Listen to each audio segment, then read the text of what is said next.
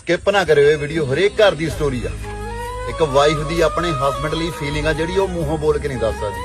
ਸੁਣ ਕੇ ਜ਼ਰੂਰ ਜਾਇਓ। ਕਹਿੰਦੀ ਜੇ ਪੈਸੇ ਨਾਲ ਸਕੂਨ ਮਿਲਦਾ ਹੁੰਦਾ ਕਦੋਂ ਦੀ ਬਾਜ਼ਾਰੋਂ ਖਰੀਦ ਲੈਂਦੀ। ਆਹ ਖੁਸ਼ੀਆਂ ਚਾਹ ਸੁਪਨੇ ਵਾਲਾ ਬਾਗ ਕਦੋਂ ਦੀ ਘਰੇ ਬੀਜ ਲੈਂਦੀ। ਦਰਵਾਜ਼ੇ ਵੱਡੇ ਮਹਿਲ ਵੱਡੇ ਉੱਤੋਂ ਉੱਚੀਆਂ ਲੰਮੀਆਂ ਕੰਧਾਂ ਨਾਲ ਗੱਲਾਂ ਥੋੜੀ ਹੋਣੀਆਂ ਨੇ। ਜਵੈਲਰੀ ਪੈਸਾ ਬ੍ਰਾਂਡਡ ਸੂਟਾਂ ਨੇ ਸੱਚ ਦੱਸਿਓ। ਰੋਂਦੀਆਂ ਅੱਖਾਂ ਥੋੜੀ ਧੋਣੀਆਂ ਨੇ।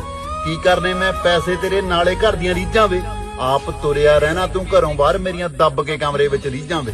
12 ਵੱਜ ਜਾਂਦੇ ਮਹਿਫਲਾਂ 'ਚ ਮੈਂ ਤੈਨੂੰ ਘਰੇ ਉਡੀਕਦੀ ਰਹਿਣੀ ਆ। ਹੋਰ ਕੀ ਮੰਗ ਲਿਆ ਤੇਰੇ ਤੋਂ। ਕੁਝ ਪਲ ਬਹਿ ਜਾ ਕੋਲ ਮੇਰੇ ਇਹੀ ਤਾਂ ਨਿੱਤ ਤੈਨੂੰ ਕਹਿਣੀ ਆ।